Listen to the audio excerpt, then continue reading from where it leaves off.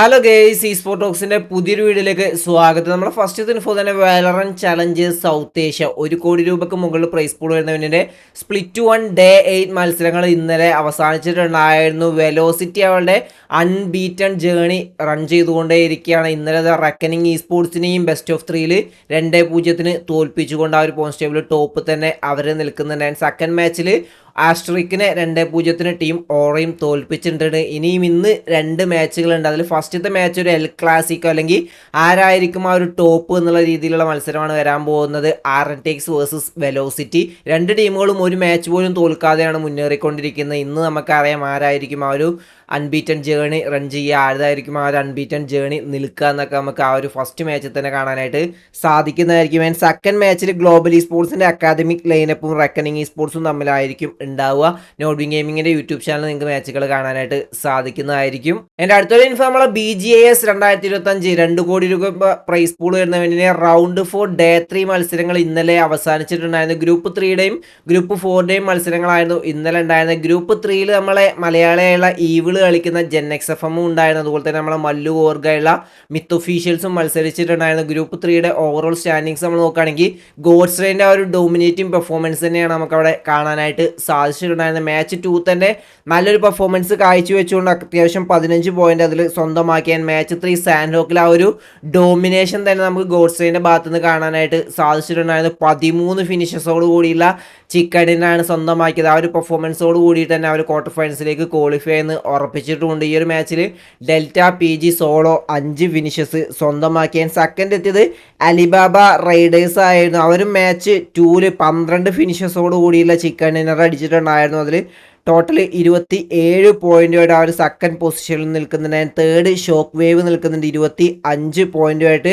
നമ്മുടെ മല്ലു ഓർഗയുള്ള myth ഒഫീഷ്യൽസിൻ്റെ first 2 മാച്ചുകൾ അത്ര നല്ലതല്ലായിരുന്നു. ഓരോ മാച്ചിലും 3 പോയിന്റ് വീതമായിരുന്നു ഉണ്ടായിരുന്നത്. ലാസ്റ്റ് മാച്ചിലാണ് അവർ കംബാക്ക് കാഴ്ചവെച്ചത്. 9 പോയിന്റ് ലാസ്റ്റ് മാച്ചിലും എടുത്തു. അങ്ങനെ 15 പോയിന്റുമായിട്ട് 8ാം സ്ഥാനത്ത് ടീം നിൽക്കുന്നുണ്ട്. ഇന്നും അത്യാവശ്യം നല്ലൊരു പെർഫോമൻസിൻ്റെ ആവശ്യകത ഉണ്ട്, എന്നാൽ മാത്രമേ ക്വാളിഫൈ ആവാനായിട്ട് സാധിക്കുകയുള്ളൂ. നമ്മൾ ഈവിൾ കളിക്കുന്ന JenXFMന് അത്ര നല്ലൊരു ഡേ എല്ലായിരുന്നു ഇന്നലെ നമുക്ക് കാണാനായിട്ട് സാധിച്ചത്. ഫസ്റ്റ് മാച്ചിൽ വെറും 2 ഫിനിഷ് പോയിന്റ് സ്വന്തമാക്കിയാൻ. സെക്കൻഡ് മാച്ചിൽ 6 പോയിന്റ്, ലാസ്റ്റ് മാച്ചിൽ 1 പോയിന്റ് പോലും സ്വന്തമാക്കാനായിട്ട് സാധിച്ചില്ല. അങ്ങനെ ടോട്ടൽ വെറും 8 പോയിന്റോട് കൂടിയിട്ട് 15ാം സ്ഥാനത്ത് ഏറ്റവും ലാസ്റ്റിലേക്കാണ് നമ്മൾ JenXFMനെ നമുക്ക് കാണാനായിട്ട് സാധിക്കുന്നത്. ഇന്ന് വേറെ ലെവൽ കംബാക്കിൻ്റെ ആവശ്യകത ഉണ്ട്. ആ ഒരു ടോപ്പ് 7 തന്നെ ടീമിന് എത്തേണ്ട ആവശ്യകത ഉണ്ട്, എന്നാൽ മാത്രമേ അടുത്ത റൗണ്ടിലേക്ക് ക്വാളിഫൈ ആവാനായിട്ട് സാധിക്കുള്ളൂ. ആ ഒരു ലെവലിൽ തന്നെ കളിക്കുന്നു നമുക്ക് പ്രതീക്ഷിക്കാം.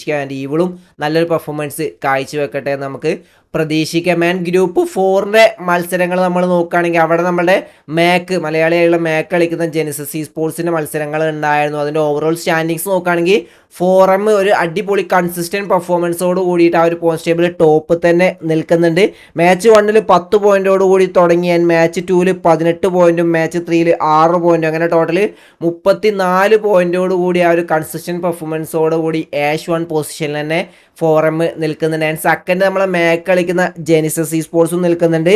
2 മാച്ചുകളിലാണ് അവർക്ക് ആ ഒരു ചിക്കൻ ഡിന്നർ ജസ്റ്റ് മിസ്സായിട്ടുള്ളത്. മാച്ച് 1-ലും സെക്കൻഡ് പൊസിഷനിലേക്ക് എത്തി 7 ഫിനിഷസോട് കൂടിയിട്ട് അവിടെ നമ്മളെ മാക്ക് സോളോ 5 ഫിനിഷസ് ടീമിന് വേണ്ടി സ്വന്തമാക്കിയാൻ. മാച്ച് 2-ൽ 5 പോയിന്റും സ്വന്തമാക്കി. അവിടെയും മാക്കിൻ്റെ വക 2 ഫിനിഷസ് നമുക്ക് കാണാനായിട്ട് സാധിച്ചു. മാച്ച് 3-ലും അവർ ചിക്കൻ ഡിന്നർ ടീമിന് നഷ്ടമാണ് ചെയ്ത്. ഇവിടെ 8 ഫിനിഷസോട് കൂടിയിട്ട് സെക്കൻഡ് പൊസിഷനിലേക്ക് എത്തി. അങ്ങനെ ഒരു ചിക്കൻ ഡിന്നർ പോലും ഇല്ലാതെ 32 പോയിന്റുമായിട്ട് ജെനിസസ് ഈ സ്പോർട്സ് ആ ഒരു സെക്കൻഡ് പൊസിഷനിൽ നിൽക്കുന്നുണ്ട്. ഏകദേശം ക്വാർട്ടർ ഫൈനൽസിലേക്ക് ക്വാളിഫൈ ആയെന്ന് നമുക്ക് ഉറപ്പിച്ച് പറയാനായിട്ട് സാധിക്കും. ടീം സ്വന്തമാക്കിയ 20 ഫിനിഷസുകളിൽ മാക്കിൻ്റെ വക സോളോ 7 ഫിനിഷസും നമുക്ക് കാണാനായിട്ട് സാധിച്ചു. നല്ലൊരു പെർഫോമൻസ് ആണ് മാക്ക് ഇന്നലെ കാഴ്ചവെച്ചിട്ടുള്ളത്. തേർഡ് നമ്മൾ ബ്ലിക്സ് ഗെയിമിംഗ് എത്തിയിരിക്കുകയാണ്. ഈ ഒരു ടീമിനെ നിങ്ങൾക്ക് അറിയാം, ബ്രോയിസ് പ്രോ ആ ഒരു 16 സോളോ ഫിനിഷസ് സ്വന്തമാക്കിയ പ്ലെയറിൻ്റെ ആ ഒരു ടീമാണ്. ഒരു ചിക്കൻ ഡിന്നറോട് കൂടിയിട്ട് 28 പോയിന്റായിട്ട് ആ ഒരു തേർഡ് പൊസിഷനിൽ അവർ നിൽക്കുന്നുണ്ടായിരുന്നു. നമ്മളെ സ്കൗട്ടിൻ്റെയും സെൻസയുടെ ഒക്കെ ടീമായുള്ള വൈൽഡ് ഫാങ്സ് 9ാം സ്ഥാനത്താണ് നിൽക്കുന്നത്, 17 പോയിന്റ്. ഇപ്പോഴും ആ ഒരു ടോപ്പ് 7-ലേക്ക് എത്താനായിട്ട് അവർക്ക്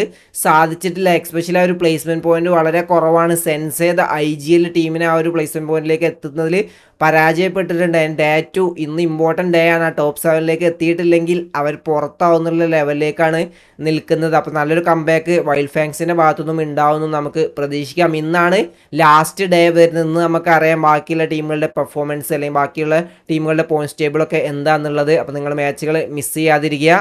എൻ്റെ അടുത്തൊരു ഇൻഫോ എന്ന് പറയുന്നത് നമ്മളെ മാവിയെ കുറിച്ചാണ്. നിങ്ങൾക്കറിയാം BGIS കഴിഞ്ഞ BGISൽ മാവി കംബാക്ക് അടിച്ചുകൊണ്ട് ആ ഒരു സെക്കൻഡ് പൊസിഷനിലേക്ക് എത്തിയിട്ടുണ്ടായിരുന്നു. പക്ഷേ പിന്നീട് BMPSൽ ആ ഒരു പെർഫോമൻസ് കാഴ്ചവെച്ചില്ല. പിന്നീട് നമുക്ക് മാവിയെ ഈ ഒരു ഇ സ്പോർട്സ് ലെവലിൽ കാണാനേ സാധിച്ചിട്ടില്ലായിരുന്നു. പിന്നെ റൂമേഴ്സും കാര്യങ്ങളൊക്കെ വന്നു മാവി ഫുള്ളി റിട്ടയർ ചെയ്യാൻ പോവാണ്. SA2Lലെ മാമ്പ വരെ പറഞ്ഞിട്ടുണ്ടായിരുന്നു മാവി ഇ സ്പോർട്സ് ഒക്കെ വിട്ട് ഫുള്ളി റിട്ടയർ ചെയ്യാൻ പോവാന്ന്. പക്ഷേ മാവി ഇപ്പോൾ അതാ ലൈവിൽ വന്നതിന് ശേഷം അതിന് റിപ്ലൈ തന്നിരിക്കുകയാണ്. മാവി ഇ സ്പോർട്സ് ഒന്നും റിട്ടയറോ കാര്യങ്ങളോ ഒന്നും ചെയ്യുന്നില്ല, പുതിയ ഇൻവെസ്റ്റേഴ്സുമായിട്ട് സംസാരിച്ചുകൊണ്ടിരിക്കുകയാണ്. ഇൻവെസ്റ്റേഴ്സ് ഓക്കെ ആണെങ്കിൽ പുതിയൊരു ടീമുമായിട്ട് പുതിയൊരു ഓർഗുമായിട്ട് നമ്മളുടെ മാവി ഇ സ്പോർട്സിലേക്ക് തിരിച്ചു വരുന്നതാണ് മാവി ലൈവ് സ്ട്രീമിൽ പറഞ്ഞിട്ടുണ്ടായത്. നമുക്ക് നോക്കാം എന്തായിരിക്കും എന്നുള്ളത്. കാരണം എല്ലാവരും വെയിറ്റ് ചെയ്യുന്നത് നമ്മുടെ BGISൻ്റെ അടുത്ത റോഡ് മാപ്പിന് വേണ്ടിയിട്ടാണ്. BMPS കഴിഞ്ഞ് കഴിഞ്ഞാൽ എന്തായിരിക്കും ആ റോഡ് മാപ്പ്, ഇൻ്റർനാഷണൽ ടൂർണമെൻറ്റുകൾ BGMAയിൽ ഉണ്ടാവുമോ എന്നുള്ള വെയിറ്റിങ്ങിലാണ്. അതിനുശേഷം നമുക്കറിയാം BGMAയുടെ ഫ്യൂച്ചർ എന്താവും എന്നുള്ളത്. അപ്പോൾ അതിന് വേണ്ടിയിട്ട് വെയിറ്റ് ചെയ്യാം. അപ്പോൾ ഇന്നത്തെ വീഡിയോ ഇത്രയുള്ളൂ. വീഡിയോ ഇഷ്ടപ്പെട്ട ലൈക്ക് അടിക്കാൻ, നിങ്ങൾ ഇപ്പോൾ കമൻറ്റായി രേഖപ്പെടുത്താൻ. അടുത്ത ഡിസൈൻ വരെ ബൈ ഗൈസ്.